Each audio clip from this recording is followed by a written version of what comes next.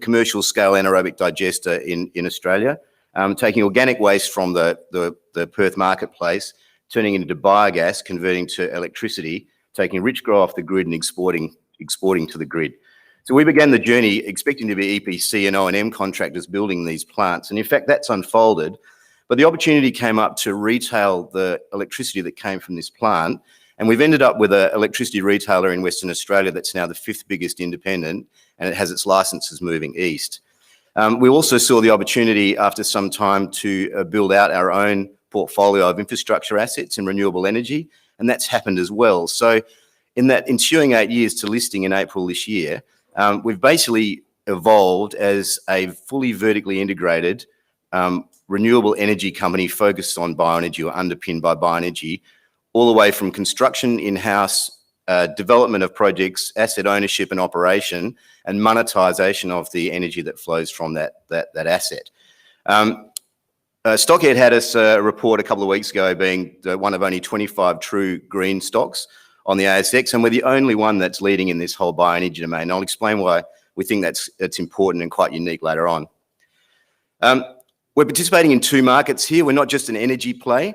We're also participating in the organic waste market, which are both high growth sectors, significantly high growth sectors. On the waste side, there's a national mandate to halve the amount of organics going to landfill. So ultimately, we're going to see a ban for organics going to landfill. The pathways for organics are really just basically composters, ourselves, and a handful of other pathways. So we're in a great place to be receiving waste from that sector, and we get a gate fee for taking that, with landfill levies going up every year. At the same time, the renewable energy sector, as we know, is a growth sector, and the biogas market, the opportunity for biomethane is emerging. I'll show you where that's going. Super high level, the key message in this slide is we're at the very beginning of the curve for anaerobic digestion and bioenergy in Australia. So we're not talking about we're not talking about a tech play here. This is mature technology that's been promulgated through the UK, Europe and the US. It's just migrating into the Australian marketplace, which has had a bit of inertia for a range of reasons to date. There are a handful really of anaerobic digestion plants or bioenergy plants of our kind now in the country, some of them coming from water utilities taking biosolids. But in the UK, for example, there's 600 or 700 of these, and they're all going strong. And the capacity for those to feedstocks in that marketplace hasn't been topped out yet, coming from the organic sector.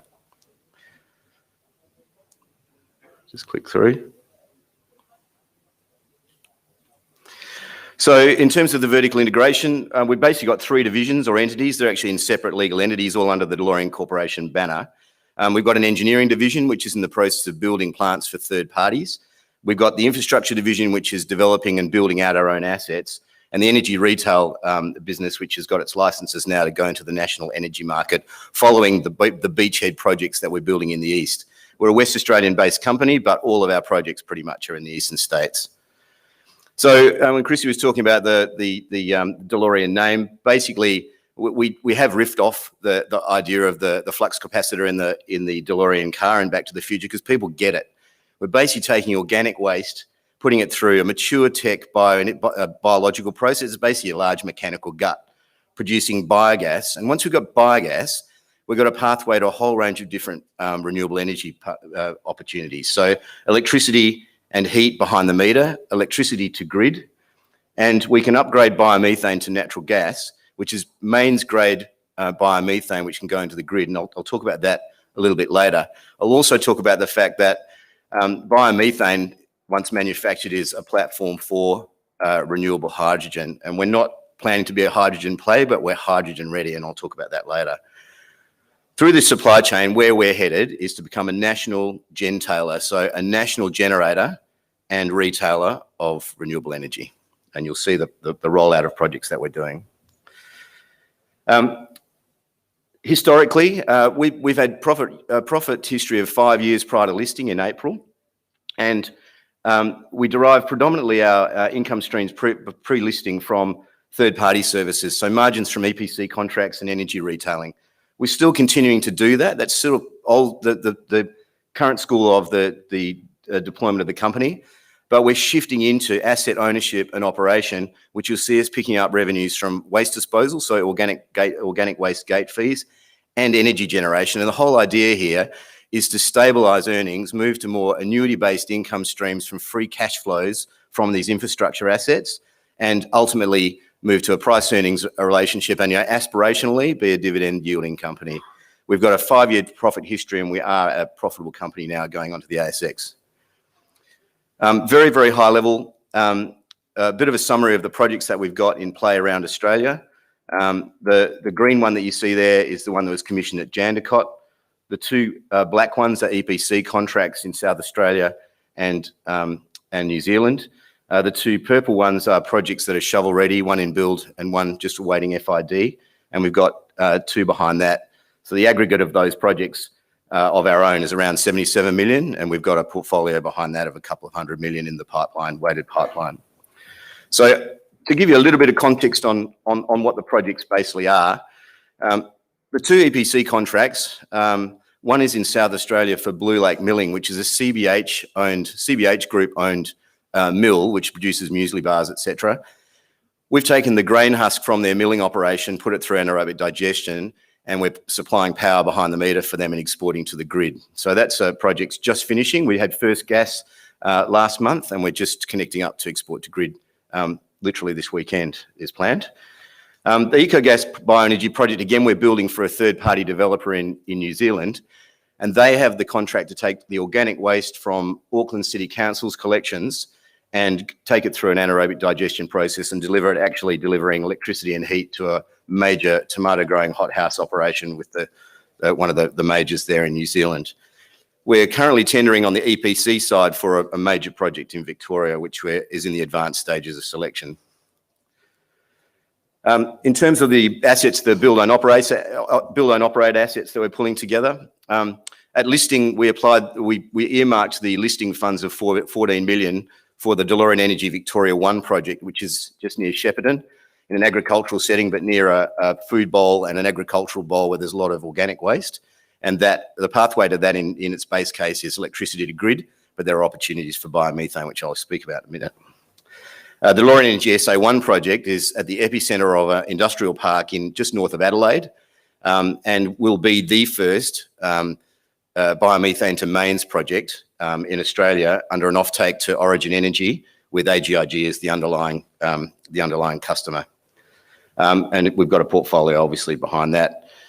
In development, these are projects which in development are expected to be going into construction post-FID within the next 12 months or 24 months, is another project in Queensland worth about 24 mil, and another one in Victoria that we're working through. So we've got a pathway and a pipeline to make that roll out. Yesterday we announced a collaboration agreement with AGIG, wherein AGIG and Delorean have agreed to work together to look at the development of bioenergy plants that tie in with AGIG's gas pipeline nationally. So the pathway there is to basically look at, so beyond just the Adelaide project that I mentioned with the AGIG underlying offtake, is to look at ways in which AGIG and Delorean can co-locate anaerobic digestion plants at strategic sites to put into the Australian gas network or AGIG's network. And the reason why this is important is when we talk about hydrogen, we see hydrogen as being out of the money at the moment. There's a Bloomberg report that basically says that the carbon price would have to be significantly higher for hydrogen to be in the market, and that may come. So we're not naysaying hydrogen. Hydrogen remains an opportunity for Delorean, and we're hydrogen ready. But what's available now for decarbonisation of the gas network is biomethane. So we have got more inquiry, particularly in the last 12 months. Our play used to be electricity, but we had more inquiry around biomethane than we're going to be able to sustain, including all of our entire pipeline of projects that we're going to be delivering. And the reason for that is the fossil fuel companies need to transition, the gas networks need to transition, and the hungry energy users have no pathway to decarbonise other than finding a biomethane solution, or in the future a hydrogen solution. So we think that's a pretty exciting pivot for the company. So how are we going to bankroll all of this? Obviously, we don't want to, as an infrastructure owner, we don't want to have to go out and tap the market and dilute every time that we build new infrastructure. A couple of weeks ago, we announced the appointment of Platinum Partners, specialists in renewable energy infrastructure finance. They did the Tesla plant, for example, the virtual power plant in South Australia. So we commissioned them to essentially bankroll or find project finance, debt and equity like finance for those projects up to 200 million, which includes the two shovel-ready projects that we've got, and may include refinancing of the project we've already got the funds for from the IPO that's already in build. And the pathway there is to roll right through the portfolio up to that 200 million commitment, so that we don't have to tap the market every time, necessarily every time we intend to build another plant. And to, I guess, tell that story, capture that story, if you look at this slide, essentially the IPO raised 12 to 14 million. That got us going with the Devo project, that project in Victoria that's now in build. Consolidated on the left-hand side under our own roof, we can build out these projects end to end. And the Deseo project we're expecting to get into build early next year. But the idea of Platinum Partners appointment is beyond just financing these projects. Our sort of long-term strategy is to see what the opportunity might be to establish a managed fund, roll these projects into the managed fund, and have a commitment for finance where we build projects that meet the hurdle rate and we simply roll them in. So this is our pathway to fast-track assets well beyond 200 million in Australia. Quickly on the retail division, we've had good success here in Western Australia. We grew our portfolio by volume by 18% since April in the electricity retail business. We commissioned our first customer over in Victoria just last month, and the rollout will continue through into the eastern states. Yeah, we'll continue the eastern states. So just talking about biomethane and hydrogen. Essentially, once we have biomethane, we've got a platform to be able to, through conventional means, but also through more novel means, including the kind of technology that Hazer is looking at, we can essentially build a pathway to green hydrogen. So we're looking at that in a range of ways. One is to look at doing proof of concept bolt-on in one of our existing projects, and also looking for partnerships where we can build ourselves a position where we're ready for the conversion of biomethane to hydrogen when the market for hydrogen becomes commercial. Key message on this slide, just a bit of a structure. This was as of the 7th of September. Market cap about 38.5 million. Probably important, the stock is quite tightly held, top 20 holding 73%, and the founders and board hold 51%. We've been as high as 43.5 cents on a 20 cent IPO just post-listing, and we've been as low as 18.5, around 22 at the moment. And a quick snapshot of the board. It's interesting, sort of, for my own part, there's started life as Arthur Anderson alumni, and I noticed there are a whole number of them, including Eddie, in the room today. Joe Oliver joined from the UK, and he'd built a number of these plants as the co-founder of Delorean. And I guess importantly, Steve Goslow joined us as a non-exec at IPO, and Steve's claim to fame is his 15 years as managing director of Tox-Free Solutions, which started as a 1 or 2 cent stock, and I think sold out for just under 900 million. And it was a raging success. His specialty is understanding economic value accretive mergers and acquisitions, which we're also considering. So look, I'll wrap that up. I think the key messages really basically are early entry, renewable energy opportunity, profit history, still earning profit, migrating from earnings that come from margins in retail to earnings margins in retail and infrastructure ownership. And we feel that we are the leader in bioenergy, particularly this type of bioenergy in Australia, in terms of our infrastructure rollout, with a clear strategy around how we're going to finance that. Thanks very much.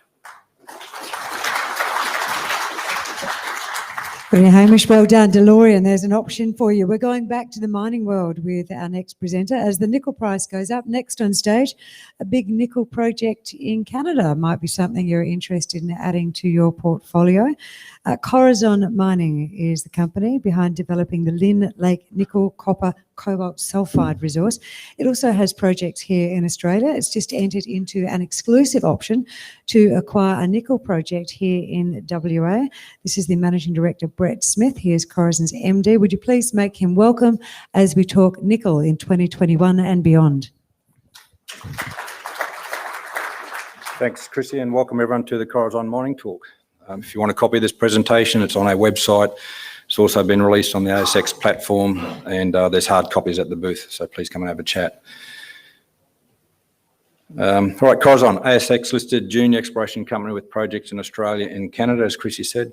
In Canada, we have large nickel sulfide resources, which really are at odds with our market cap of only $8 million. But we're hoping with renewed interest in nickel sulfide, and it's been a while really, and what we're doing on the project, that we can see value going forward for shareholders. We have 3 projects. I'm only talking today about Lynn Lake, but if you want to know more about Miriam, it's a new acquisition opportunity just outside of Calgary. It's a nickel deposit that was discovered back in 1969. Or in New South Wales, our Mount Gilmore project, which is early stage, large exploration play for intrusive related copper gold systems. Please come by the booth and have a chat. Right, Lynn Lake. Lynn Lake is a class 1 nickel sulfide asset with good credits of copper and cobalt. And when you look at the global push towards electric vehicles and renewable energy, the forecast demand for these battery metals, green metals, forward-facing metals, or new world metals, as we're calling it today, are absolutely staggering. Lynn Lake, located in North America, with access to Europe through Hudson Bay, is ideally located to be involved in the 2 biggest growth markets for electric vehicles and renewable energy, and that's Europe and the USA. So what is Lynn Lake? Lynn Lake is a prolific historical producer of nickel, copper and cobalt. It mined for 24 years before shut down in 1976. Excellent infrastructure still there. More importantly, the whole region's run off hydropower, and hydropower is an important component to any future sustainable, environmentally friendly mining operation. We've got large resources, and it's really these resources which provide the opportunity for Corazon to re-establish mining at Lynn Lake. This is an overview of the project area, the mine area, which was mainly from the A plug and the L plug. You can see these intrusions in yellow. They barrel up through the country and they hold your nickel sulfides. So if we looked in the mirror, I'd say Corazon is an exploration company. We've valued discovery over the redevelopment of the Lynn Lake operation, but that's not hard to justify when in recent times nickel's been as low as $3 or $4 US a pound.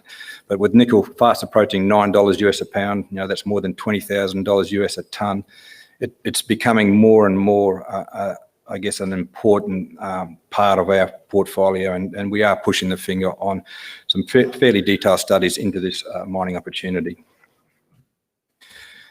Looking at the resource area, it's a quality resource. We report 16 million tonnes for about 116,000 tonnes of nickel metal. We capped it at indicated, but for an intentional purpose, this is well defined. It's drilled out in places to 12.5 metre centres. There are 2 main deposits in our resource, the N and the O deposit. They're actually stoping the high grade out of this when the mine shut in 1976. We did a 2016 scoping study on this internally and used the historical mining methods, the old metallurgical recoveries and all that kind of stuff. Was trucking the ore down to the con down to Sudbury. So there was a lot of negatives in that study, and it identified 243 stopes in that area alone. And we think we can reinvent Lynn Lake as a completely different story. We believe it has the potential to be quite a substantial bulk mining opportunity, low cost, big tonnage type situation. And that's the work we're doing with the mining studies. As an example of this, if we say the N deposit, for instance, at a 0.5 cut, there's 6.6 million tonnes in that envelope you see there. If we lower that cut from 0.5 to 0.4, you end up with 28 million tonnes in the N deposit alone. Our global resource goes from 16 million tonnes up to 43 million tonnes. So they're the benefits that we can get by reducing the operating costs, standing back. Not only that, geologically, your stoped areas, they form together into what geologically makes sense. Your boundaries become faults or lithological boundaries. So this is where we're heading with this. It's quite exciting for us, but we're getting a crack on it. We think there's a lot more to be had at Lynn Lake. We've only got resources on 6 deposits out of the 20 that were mined there. And really every company that's drilled in the mining centre since mine closure in 1976 has made a discovery. We've been particularly focused on trying to establish, I guess, low-hanging fruit material that we can mine as a startup for a new mining operation underground. We've spent some time looking at open pit material. We know there'd probably be about 2 million tonnes in pit at the L deposit, but in the mining centre itself, we did some drilling just last year and hit some nice high grade at surface. And we know there's going to be more of this stuff lying around when we get into it. There's also going to be a lot of material as extensions to those stoped areas you see up there. Our resources are the purple coloured blobs. All these other areas are the historical stoped areas. There's also been some high grade. We've made a discovery, the L Deeps, not so long ago, and that's open in all directions. It's a difficult thing to drill from surface, and we believe it'll be a great exploration front for a new mining operation. But all of these discoveries will have a high grade core to a lower grade system. Right, standing back, looking at the region, this is a magnetic image. You can see the A plug and the L plug, the mining centre, and these other plugs are identified as well. This project's been explored for more than 75 years and mined for 25 years. There's just about every geophysical method's been thrown at it. What the problem with Lynn Lake, from an exploration point of view, is that there's a lot of surface conductive material lying around. So you go to nickel exploration geophysical tools like aerial EM, ground EM, you just don't get the depth penetration. You can't see very deep at all. So we are looking blind. And now, as Eddie said in his talk earlier, most discoveries now are 150 to 250 metres below surface. And that's the kind of area we expect to make discoveries in. Last year we stumbled onto a new geophysical method called Mobile MT. It's a very passive method. It seems to get depth penetration and is not affected by the surface conductance. And we've used that as a primary, I guess, prospecting tool to hone us into a certain area. And our eyes immediately come down to the western part of Fraser Lake. 12 months ago, we didn't own the ground there. Actually, we've applied for it post the Mobile MT survey. So if I'll just zoom into that area, this is again the magnetic image. Our understanding of the Fraser Lake complex, which is our primary exploration focus at Lynn Lake. The old timers believed that Fraser Lake was where the mother lode was. They drilled it, they tried, but they couldn't come up with anything. We've been quite successful. We've been targeting the matrix trend, which is that thing there. That's a IP chargeability high. So IP will identify disseminated sulfides, not the massive sulfide. We've been drilling that and getting some good results. Some of those results wouldn't be able to place in the mining centre, but we haven't been able to nail the massive sulfide. We can get small zones of massive sulfide, but not the big 20-metre type zones that the mining centre is famous for. So, so understanding based from this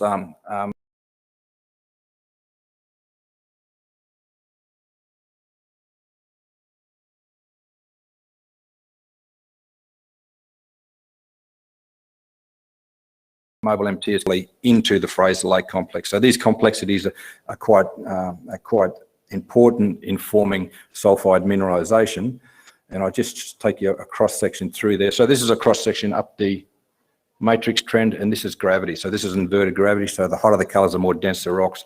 That reflects different styles of mafic rocks, but it could also reflect massive sulfides.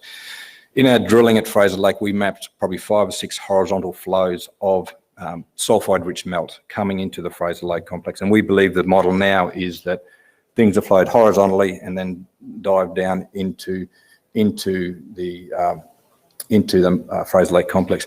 Now, some geologists out there would understand that this model is not a new model at all. In fact, it's very reflective of the Voisey Bay system in Canada. That was a very famous discovery in 1993. It's a huge magmatic system. In saying that, if you stand back and look at Fraser Lake, just Fraser Lake and not Lynn Lake, Fraser Lake's size, the mafic, ultramafic, intrusive system of Fraser Lake is bigger than the mafic, ultramafic system that created Voisey Bay. So that's the scale of things we're looking at. It's not insignificant. Well, what I'm doing now is, if I can go backwards, I'll take you into, I can't go backwards, but this is a different geophysical image. This is actually from the Mobile MT, and what we're looking at here is a resistivity image. It's got a reverse colour swatch, so the hotter the colours, the more conductive the rocks, and massive sulfides are conductive, but there's also other things like sediments that are conductive, etc., etc. What this Mobile MT has shown us is these huge conductive trends out to the west of where we were drilling at Fraser Lake that we didn't know about. And in fact, if we had explored off this geophysical system, we would have not done any of that drilling there. So we'd accidentally drilled, well, not accidentally, we drilled this hole before we'd had the Mobile MT information, and earlier this year we drilled 3 holes into those conductive units. We didn't hit massive sulfide. We hit a lot of really nice looking rocks, similar to what we see in the mining centre. We hit a lot of disseminated mineralisation, low levels of nickel content and copper content, but we didn't hit the massive sulfide. We then did downhole EM on these holes, and lo and behold, we identified a whole heap of off-hole conductors. And that's the old timers saying of how you explore for nickel. You have your aerial EM systems, you have your ground EM systems, you generate your target, you drill, and then you drill again based off downhole EM. It's very hard to hit these sulfide bodies, these discrete sulfide bodies with an aerial or ground EM system. So we've identified a few off-hole conductors to really focus the next drilling program. Some of these are quite large. Plate 23B, 287 metres down dip, 80 metres along strike. That is reflective of some of the better individual deposits in the mining centre. I think the C deposit, it's about that size, and it produced about 2.5 million tonnes from the main stope alone. So these are quite substantial things. We'll have a look on our cross-section. That's the cross-section along hole 23. Was the source for these plates in this area. And you can see there's a little plate that starts from near surface, but they're not far below surface. I think the proposed hole for plate 23B will hit the target at about 300, just over 300 metres downhole, so quite good. Now we expect not to hit one of these things, not to only have one of these things in the Fraser Lake area. We expect multiple conductors of this nature, similar to the mining centre.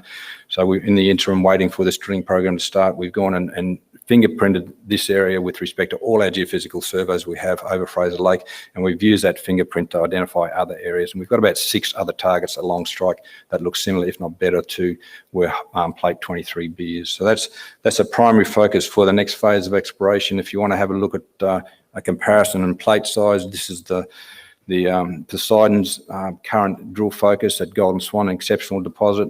The plate that defined, the EM plate that defined that was 170 metres by 60 metres. So you can see that plate 23B is very similar.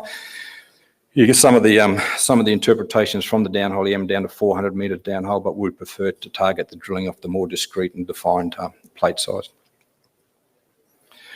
Right, Lynn Lake.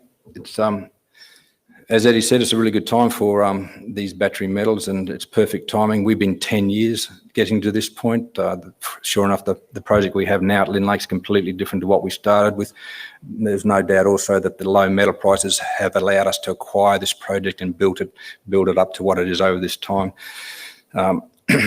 The nickel price now, it surpasses the price we did our last scoping study at Lynn Lake. We know we can make improvements. The metallurgical work we've done recently is so much better than what was historically done.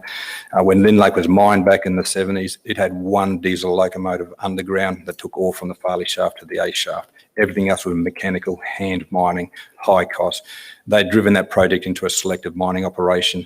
We're going to pull it back and say, okay, how can we reduce costs? How can we get this back to a bulk tonnage mining scenario? And it looks very positive. No doubt in the first coming weeks there'll be news about early mining study results. But really the main focus for the company is drilling.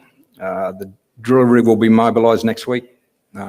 And we will be drilling before the end of this month. So stay tuned. Thank you very much.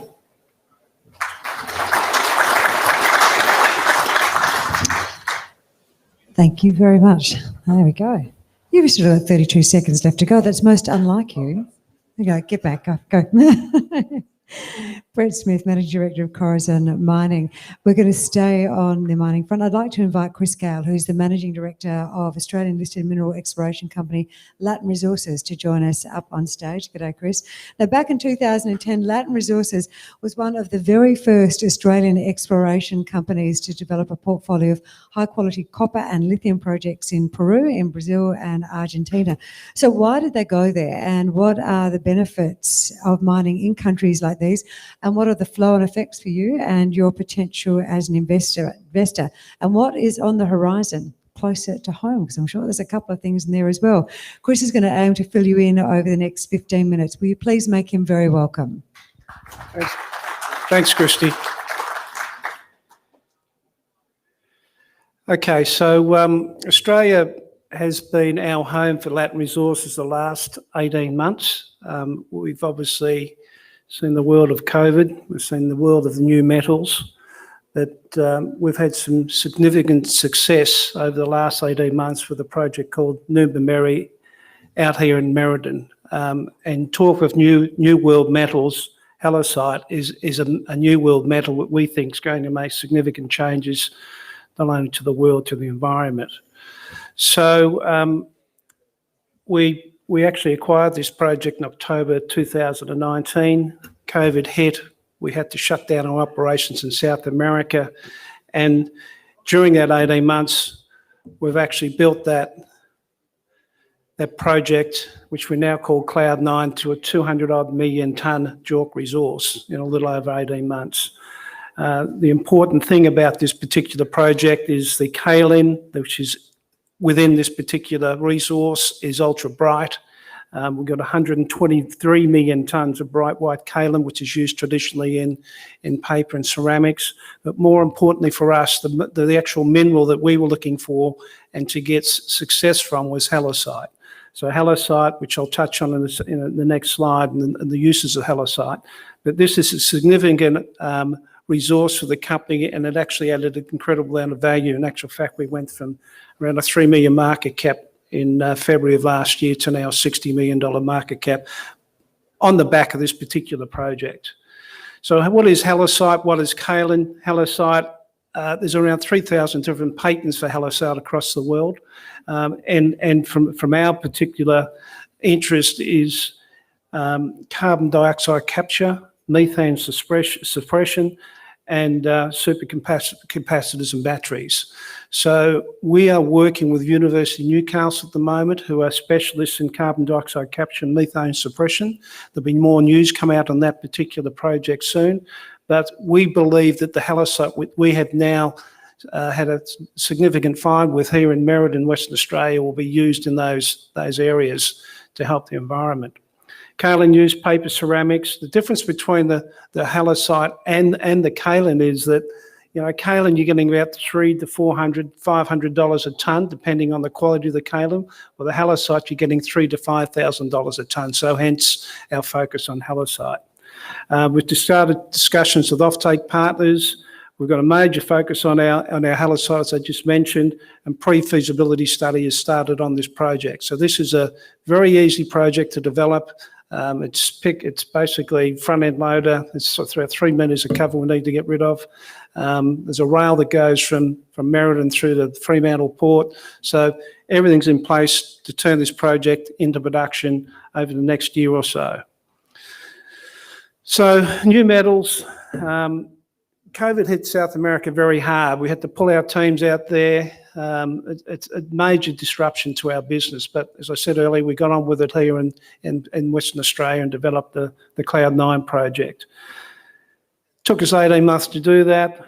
And now our focus now is in Brazil and Argentina on our hard rock lithium projects. Our teams have been fully vaccinated. They've been out in the field the last couple of months. So we're really, really happy to have those guys back out in the field and working. So I'm just going to touch now on our projects in South America.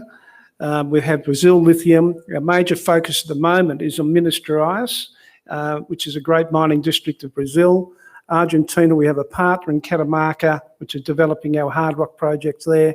And we also have a copper porphyry target that we're going to start drilling by the end of the year in Peru. So for those who don't know much about Brazil, I often ask people how many people live in Brazil. 30, 40, 50, 230 million people in Brazil. Massive. It's Latin America's largest economy, the world's 8th largest economy. Minas Gerais is a great mining jurisdiction.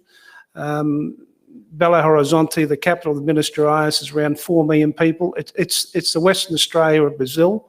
Lots of international consultants, service providers, etc. in Belo Horizonte. So this is a quintessential mining district that we can develop our project with infrastructure, service providers, and we can move fairly quickly on this project now that we're back in the field. Sigma Lithium is the preeminent company, and those guys have been in there for about 4 years. They developed a major resource, about 37 million tonnes at 1.48%. The difference between we're finding in South America spodumene and our spodumene here in Pilbara, typically you get 1 to 1.5%. spodumene content or lithium content in the spodumene here in the Pilbara.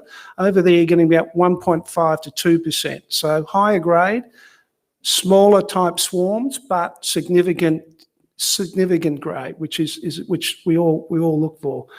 When I first started looking at Sigma, and one of the reasons we went into this area is because Sigma's about a 40 to 50 million market cap. They are now building their plant. They'll have that finished, and they're looking going to production 2023. So they'll spend the next year building their actual constructing their plant, the production 2023. Their market cap's now $800 million. Another great thing about this particular area is CBL. This district, which has a lithium hydroxide plant. You don't often find in South America lithium hydroxide plants. It's about 20 years old. They produce about 1,500 tonnes of lithium carbonate equivalent. So as you can see, what I'm trying to portray you is that it is a great lithium state with great infrastructure and potential to actually build on that.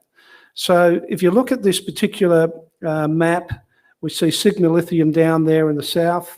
We have a number of projects just that's about 100 k's from Sigma along the same trend with pegmatite. We've had these projects now for 2 years. So we're in a position where we can actually start to get out in the field, which our guys have been doing. We've just finished a field trip for about 4 or 5 weeks. We have a number of samples that we've actually collected. Those assays will be out by the end of this month. So we're very excited about seeing what happens with those assays. We're very confident they'll be solid assays. So the idea for us is to then get into this, define drill targets and commence drilling pretty quickly this year. So that just gives you an idea of some of the pegmatites out there, quite large. And, you know, the width of those are actually quite significant as well, which is exciting for us. Catamarca in Argentina. Argentina is known, as we know, there's a number of junior resource companies.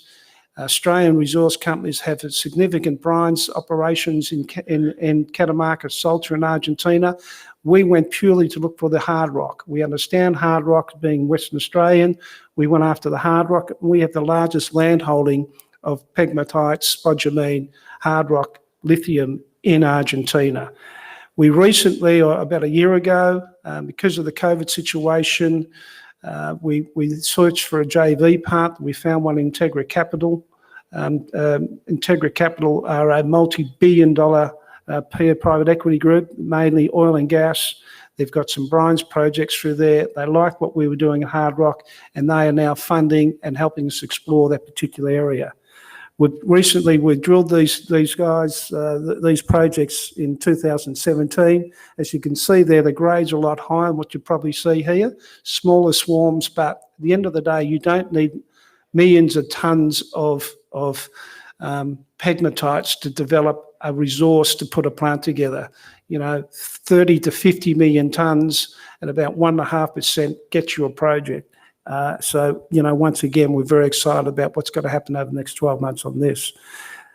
Another part of it, we started exploring, had to cut off because of COVID, was some massive swarms we found and we pegged in the northwest alto of Catamarca. So once again, our partner will be working out in the field with those particular projects, and we hope to get some drill holes down in there first half of next year. The MTO3 project in southern Peru, this project was held for about 3 years now. We're now in a position where we have started permitting, drill permitting for this particular project. This is a copper porphyry, high risk but high reward. We're very excited once again about the prospect of this particular project. We'll drill 3 holes by the end of this year, around 300 to 400 metres to test this particular target. If we do come across this particular target as something of further interest, we believe that we can pull in one of the big boys from a JV partner to help fund this particular project. As we know, copper porphyries are very, very expensive to develop. So news flow now over the next 6 months or you know, by the end of this year. Brazil lithium assay results will be coming out by the end of this month. Field work to commence on Argentinian lithium projects. Test work results. We started our pre-feasibility and our test work on Cloud9 project. Drilling commenced by the end of the year on Minas Gerais in Brazil. Assay results from our Catamarca lithium exploration program. Drilling commences in Peru copper project, and hopefully our initial pre-feasibility studies will finish by Christmas. So lots of news flow coming out. It's been a tough situation being locked away over there in South America. We've supported our teams through there, and by supporting them, keeping them employed, engaged, we've got a very, very loyal team to get us back moving in South America. Current market cap is $60 million. We look at some of our peers, Andromeda, who's a halloysite kaolin player, $400 million market cap.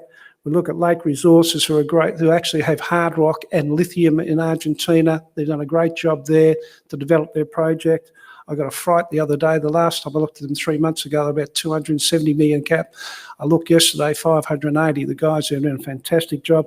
And Sigma Lithium, that's what we're going to base our model on in Brazil. 800 million market cap. So watch this space on there as well. Cash on hand investments, about $5.3 million. And we have great liquidity within our stock. We're one of the highest trading stocks on ASX. 3 times last year, we actually were the highest trading stock on ASX. So we know how to, get people interested in our company. So watch this space. Thank you very much. Sorry, Chris, you got 3 minutes left. Thanks for your time. Appreciate you coming out today. And we've got a stand out here. If you want to have a chat, please come through and I'll be here all day. Thanks a lot. Thanks, Chris. Appreciate it. Chris Gale from Latin Resources. Okay. During his career, our next speaker has been key in 3 pivotal gold discoveries, totaling in excess of 3 million ounces in resources. In 2006, he started exploring for tin tungsten with Venture Minerals, and he stayed. So it's obviously paying dividends for him. What's there to love about venture as an investment? That's what Andrew is here to outline. Would you please put your hands together and welcome the MD of Venture Minerals, Andrew Radonjic. Thank you, Chrissy. Good morning, ladies and gentlemen. It's great to be presenting here today at the New Worlds Metal Conference, and thank you to Stuart, Jackson, Peru, and the team at Vertical Events for putting this event on today. I'd like to talk about a pivotal year for Venture Minerals as it transforms itself from being an explorer to producer, with the first iron ore shipment from Riley leaving the port of Burnie in the next few days. But the company is much more than that. We also have a joint venture with a partner in Chalice Mining at our Southwest project, looking at a Julimar lookalike target. And also we have 2 other exciting opportunities in WA, one for copper and zinc and copper, and one for nickel copper PGEs. But relevant more to this conference, and I'll touch on it in a lot more detail, is the advanced Mount Lindsay tin tungsten project, with a completed feasibility study and being one of the largest undeveloped tin assets in the world. We're also located in an ESG compliant jurisdiction on the west coast of Tasmania, where we have access to renewable green energy hydropower walking past our door.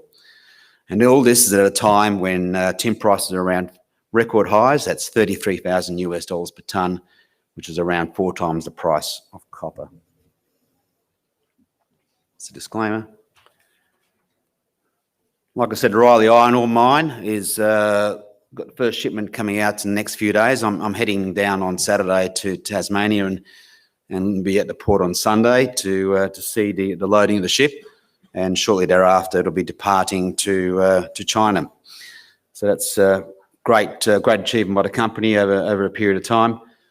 The drilling has commenced on our Mount Lindsay tin tungsten asset there, and we've had some early success, which we announced yesterday, so I'll touch on a bit more detail there, but great exposure in terms of the, the critical minerals and EV metal space. We've got a great partner in Chalice Mining who identified our asset there in Southwest as a Julimar lookalike. That's their words, not ours, and we'll talk a little bit about that. And if we have time, we'll touch on our Coolin asset, which is also a nickel copper PGE target.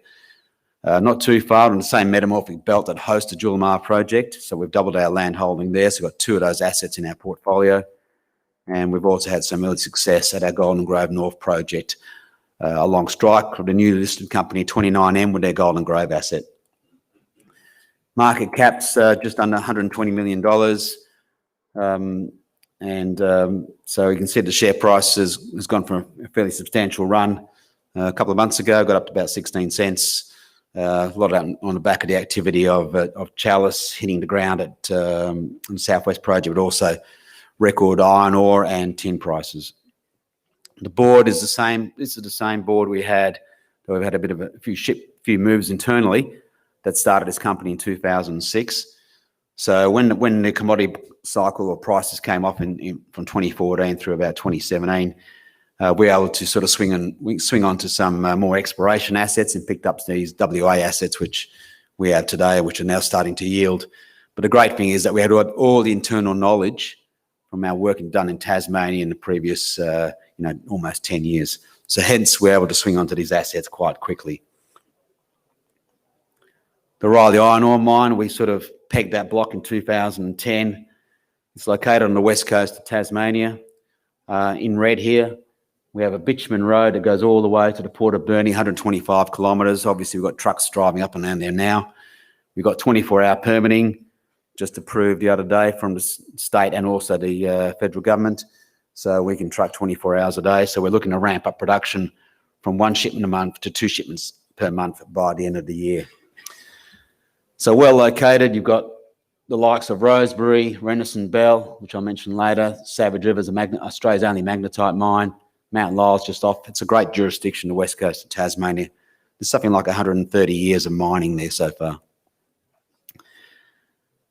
Like I said, the Riley project, 1.6 million tonnes. It's small. It's only a 2-year mine life, quick to market, and we'll pump that out over the next couple of years. We'll probably, hopefully, mine out in 18 months. So it's at the surface. It's the entire ore body's there. It's 1.5 metres thick, no strip ratio. The project, like I said before, we've booked the first shipment early September. That was due to the ship arrive on the 6th. It's now going to be arriving tomorrow morning. So we managed to get that first shipment done once we achieved steady state production, which we only just completed recently. So the opportunity for us is really to move forward and to get this production from 1 shipment a month to 2 shipments a month. That's the whole plant there, producing the iron ore from the gravel washing plant, very simple, straightforward plant, load onto the trucks, take it to the Burnie storage facility, and then that gets transferred to the wharf, which is just started happening as we talk. So great story for the company as we like I said, transform from being an explorer to a producer. Now to the Mount Lindsay project, located only about 15 kilometres to the west of the Riley Iron Ore Mine. Now there's, just to point out here, there's a hydro dam power plant here called Bastion. There's another one called Reese at the end of this road located here. Hydro power lines come from here and feed the rest of the state and the Bass Link that goes across to the mainland. So like I said before, we're pretty blessed in terms of infrastructure and all the bitumen roads that go connecting the hydro dams. A little bit about tin, and I suppose tin is not very well known by most people, but it's an important part of the 4th Industrial Revolution or the Green Revolution. So as we electrify everything, we need solder in our circuitry, and solder is 96% tin. So that's pretty simply, that's the way it is. Where tin is very much linked with the future as we go forward. It's in solar cells, it's part of wind power generation. Energy storage is in the anodes of batteries, that's lead acid and lithium-ion batteries. It's used to increase the efficiencies of lithium-ion batteries, and it keeps getting added to it all the time. So not just small amounts, but it's present in obviously there's a lot of batteries getting developed out there. It's in electric vehicles and obviously part of the recycling process. So tin's very much part of the future. When you go to the solar technology, we've gone through the lead-3 phase, still that conversion's got to happen. We've gone through the miniaturization phase. Now we seem to be getting more phones, more laptops. So we've got more of these items. Hence, we're getting a greater demand for solder and therefore tin going forwards. It's also in semiconductors. You might have heard the story about electric vehicle production being stymied by the lack of semiconductors. That's partly due to tin because of the low levels of tin sitting in the LME stockpiles at the moment. And that's why we have record prices. In terms of 5G, we need lots of network and stations, transmitters out there connecting us to the network. That'll require a lot more circuitry. So there's going to be a big escalation in requirements there going forward when the 5G network gets spread out. Electric vehicles, we have 5 times as much tin in an electric vehicle than a fuel combustible vehicle. And, expect that just from the electric vehicle side of things, we're going to need another 30% more tin produced annually by the end of 2030. And like I said previously before, tin continues to be used in batteries to improve their efficiencies. And when you think about tin, a lot of people say there's a lot of tin in the world, and it's being mined in Indonesia and in places like Myanmar, the Congo, Bolivia, etc. But a lot of these countries, and this is by a statement by Wood Mackenzie done in April this year, is that a lot of those aren't ESG compliant. They're high risk areas. It's not responsibly sourced. There is no rehabilitation. You go out the coast of Bangka Island in Indonesia, and you can see trawlers going out there ripping up the seafloor. They're actually, having issues with fishermen out there at the moment, so they're affecting the environment quite badly. So as we move into this ESG generation, this next phase, you can see that responsibly sourced tin is going to be a very, very rare commodity. Something like 90% of the world's tin comes from these jurisdictions which are high risk. And you can see from that production from 2020, Australia is an absolute standout in terms of a developed nation that goes through a proper permitting process and is more likely to meet these ESG demands. Mount Lindesay is not just about tin, it's also about tungsten. It's a critical mineral. It's dominated by the Chinese, sometimes regarded as a rare earth. And this drill hole, and this is, if you manage to pick up a copy of the 2020 Critical Minerals Prospectus produced by Austrade, in this tungsten section, you'll see this exact picture. It's a UV light. In blue shows scheelite, which is mined on the King Island, which is just off the north coast of Tasmania. We've got 12 metres at 1.7% tungsten, which is something like twice their grade, and they're one of the highest grade tungsten mines in the world. So we've got a fair bit of tungsten. We have almost like a standalone tungsten deposit mixed with a standalone tin deposit. Why tungsten? Well, it's one of the hardest substances in the world, second hardest to tin. It has one of the highest melting points. If you've got a gold bar shaped piece of tungsten and paint it gold paint, it'll weigh the same and look the same almost. So it's a very rare strategic mineral. It's used as a cutting blade, tungsten carbide drill bits. Like I said, China controls something like 85–90% of production comes from China.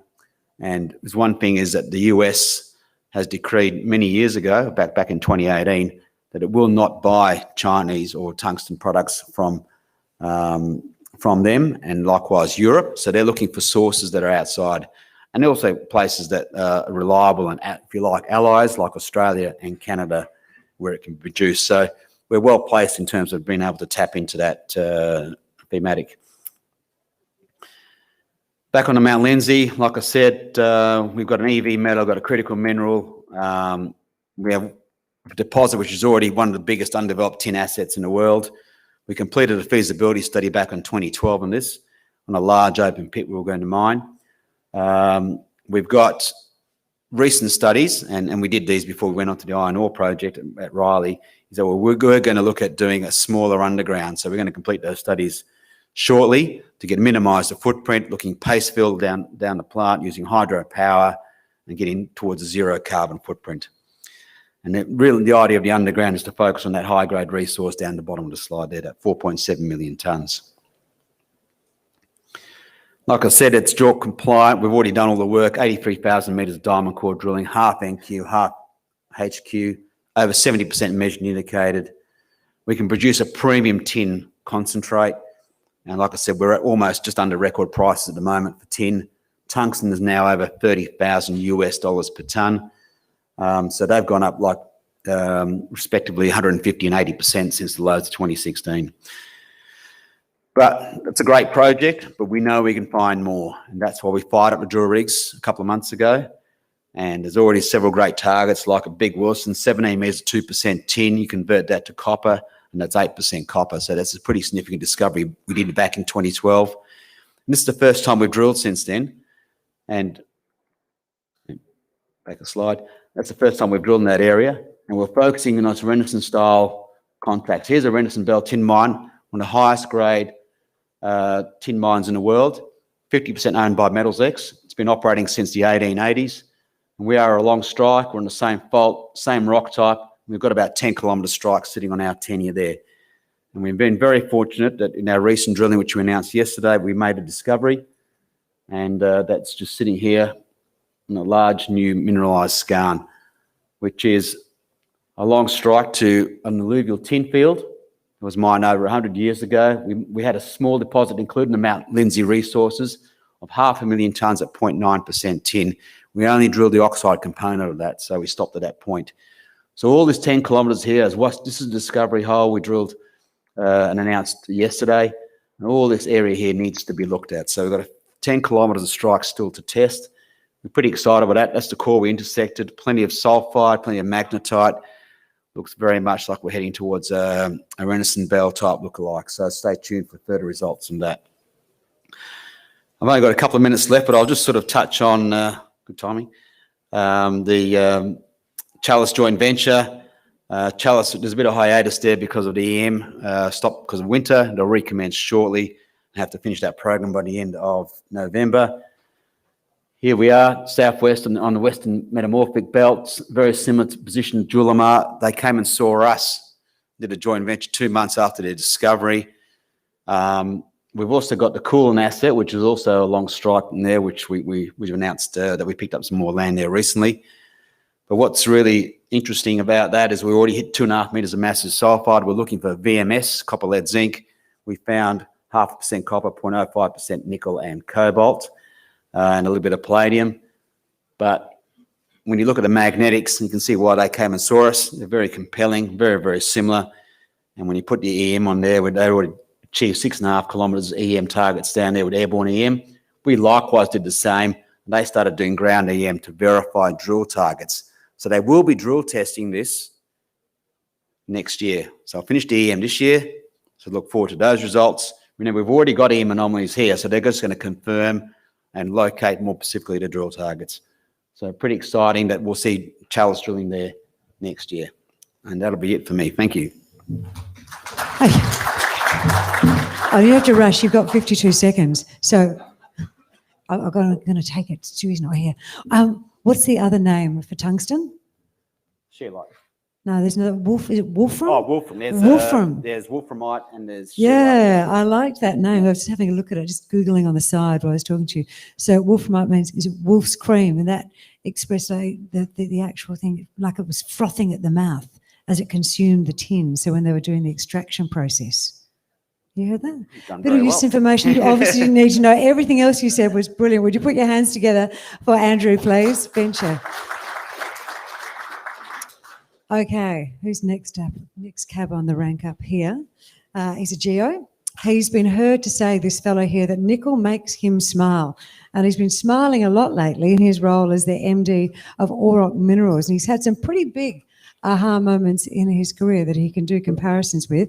Aidan Platel is next up to the microphone. He's taking us, among other locations, to a project not far from Coolgardie here in WA that's got a few people a little excited. Would you please make him welcome?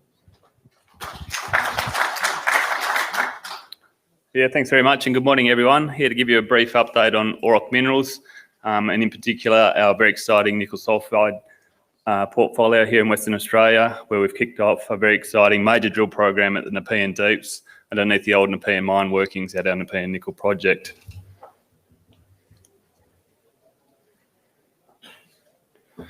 So what are we all about? We're committed to delivering over 100,000 tonnes of contained nickel in resource, and we have a very clear strategy and pathway forward to achieving this.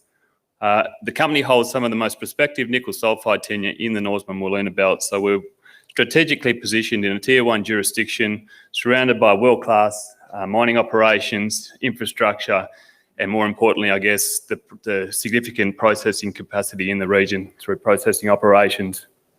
We have a JORC 12 resource inventory of over 21,000 tonnes at a high-grade 2%, as well as additional historic resources that we're building on incrementally. So we've kicked off some scoping studies and revised resource estimates that are due in 2022.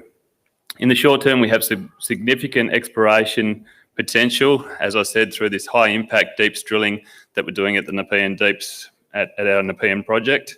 and we're in a strong cash position, so very well funded to really push hard on our exploration programs in the near future.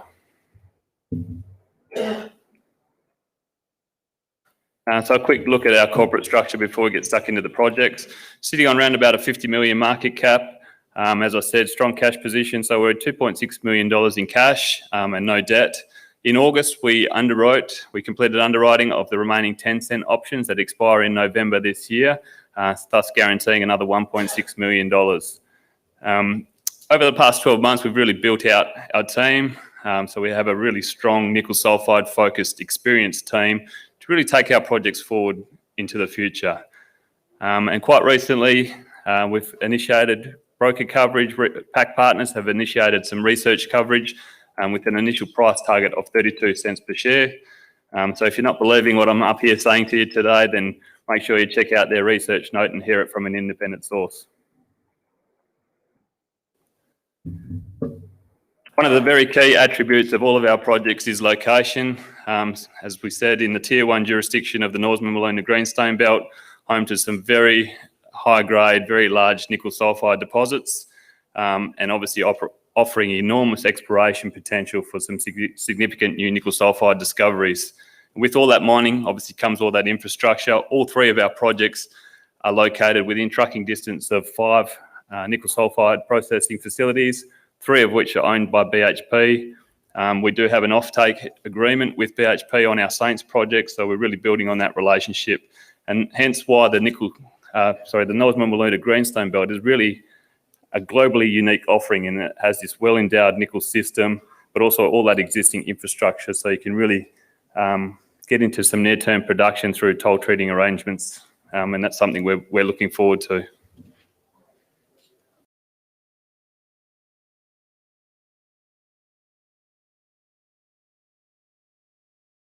Nickel sulfide assets. Most of this I'll get through as we move through the presentation, but certainly it summarises, the key aspects of our nickel sulfide portfolio. They're all Kambalda style komatitic nickel sulfide deposits. Importantly, they all have existing shallow, high-grade resources, so something tangible to build upon. And with the shallow nature and the existing infrastructure, as I said, there's something that we can really push forward to near-term production and cash flow. And all three offer enormous exploration potential to really make that significant new nickel sulfide discovery or discoveries.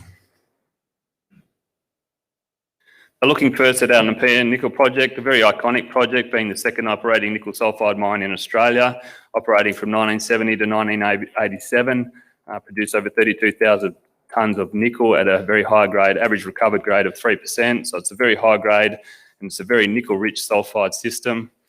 So we can see some huge potential to really build a significant high-grade nickel sulfide inventory at Nepean, and via 3 main focus areas. So firstly, it's Nepean Deeps, so obviously the potential down plunge continuation of the existing nickel sulfide mineralisation below the historic mine workings. The historic mine area itself, there is a Remnant Resource, in particular a very high-grade shallow resource, which we'll get into. And then obviously the regional exploration. So we have over 10 kilometres of very prospective strike of the Nepean ultramafics that is very underexplored. So every chance there that we're going to make a significant nickel sulfide discovery along strike. So moving into the Nepean Deeps target itself, immediately when we looked at Nepean, we could see the analogy with Flying Fox. Obviously back in the day, Outokumpu mined about 8,000 tonnes of nickel from Flying Fox, and then hit a flat-lying pegmatite intrusion or granite sill and stopped. Western Areas picked it up in 2003, and through drilling and geophysics and downhole EM, they worked out where the continuation of that sulfide channel, that nickel sulfide mineralisation was below that granite. And as you can see from that diagram there, well below 1,200 metres vertically they've mined now to date, and well over 100,000 tonnes of nickel. You can see there on the left the like-for-like long section with the Nepean. So at its deepest, the Nepean mine went down about 500 metres from surface. You can see cross-cutting all the way through that mining development, existing pegmatite veins, and sure enough, the mineralisation, the nickel sulfide mineralisation was each time below those pegmatite veins.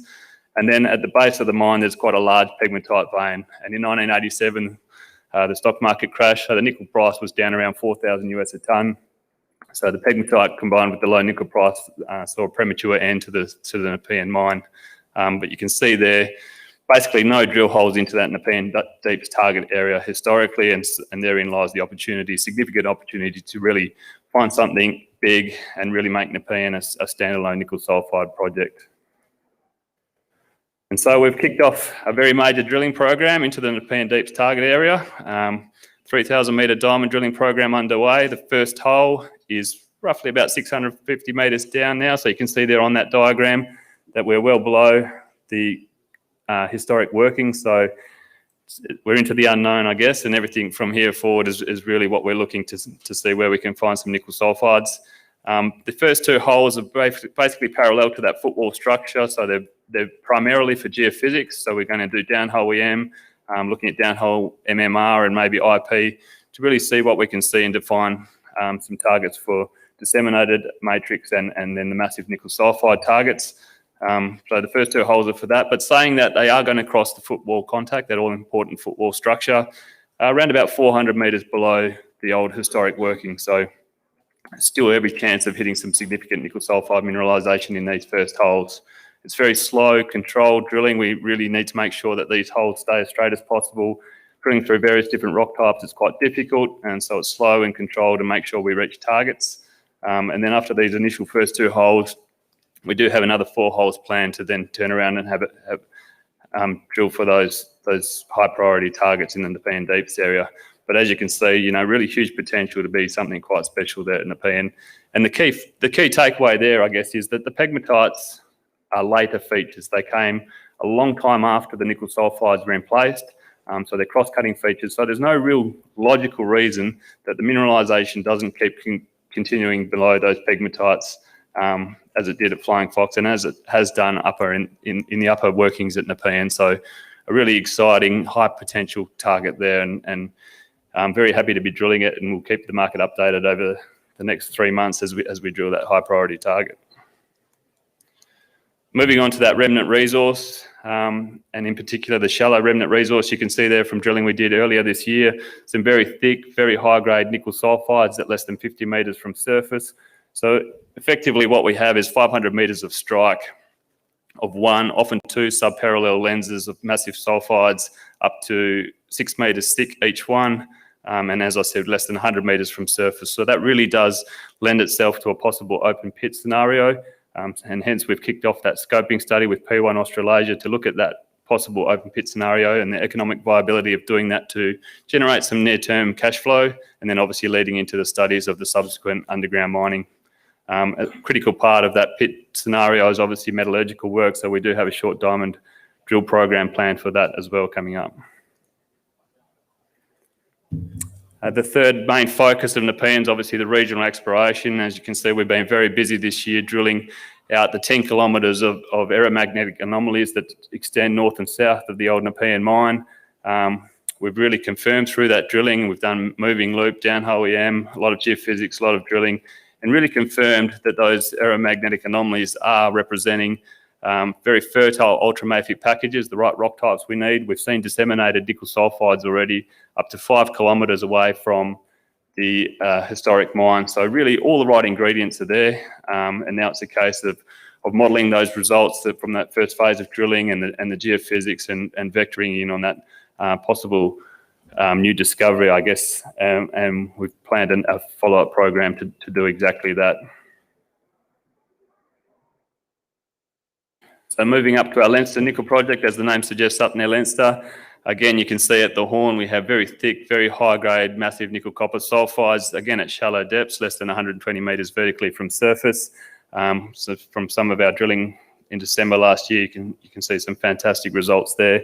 The horn itself is about 500 metres of strike, but what it really opened up for us, again, is very similar vein to Nepean, is that aeromagnetic anomalies extending to the northwest and southeast of the horn itself, and basically never seen a drill hole, so very underexplored.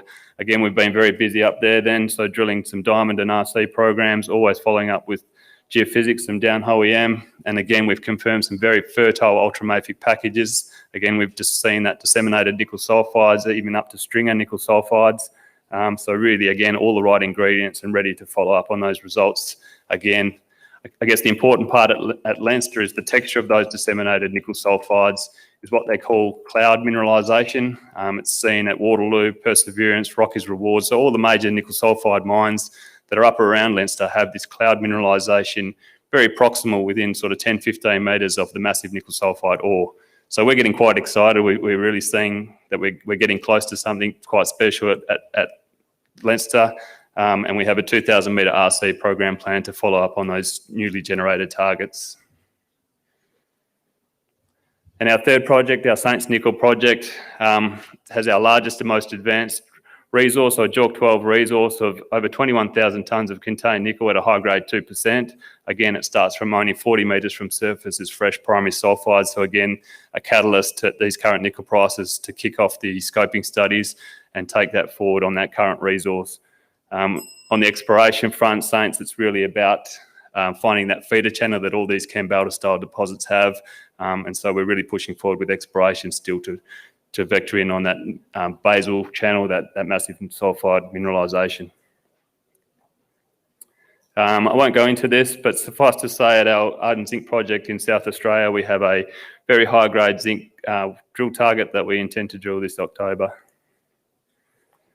So looking ahead, very busy 4 months ahead for us. Obviously, the main focus is that major drilling program at Nepean Deeps, as well as pushing forward our scoping studies at Saints and Nepean, as well as some high priority drill programs at Saints, Leinster and in South Australia. I'll just touch on the nickel price to finish up. Obviously, there are presentations later today that go into this in a lot more detail. Obviously, we're very bullish on nickel and the nickel price. It's over 19,000 US a tonne at the moment and forecasted to climb significantly in the short to medium term as that forecasted surplus has quickly turned into a forecasted deficit. Obviously, driving with the traditional stainless steel markets is the EV disruptions and the need for that class 1 nickel products to feed the batteries for the EV markets. And with the Biden administration, a lot of other governments really pushing their EV agendas, then it's really taking shape and really increasing the demand for the future for nickel. And obviously, hand in hand with that EV push is the push to produce these battery minerals sustainably. So we've positioned ourselves really well to take advantage of this increasing nickel price, this increasing demand for that class 1 products from nickel sulfides. And we've put out our ESG sustainability plan to really push forward and do all those things in a sustainable manner. Thanks very much. If you want to know more, please come and see us at our booth next to the coffee machines. Thanks very much. Is indeed, and that reminds me too when you say you're next to the coffee machines, because that's where we're headed, so you're going to need to get down there quick and get your position. Remember to put your business cards in at Cooper's stand for a chance to win that $1,000 bottle of Grange. I'm just going to scrabble through my bag, see if I have any business cards. We'll see you back here in half an hour.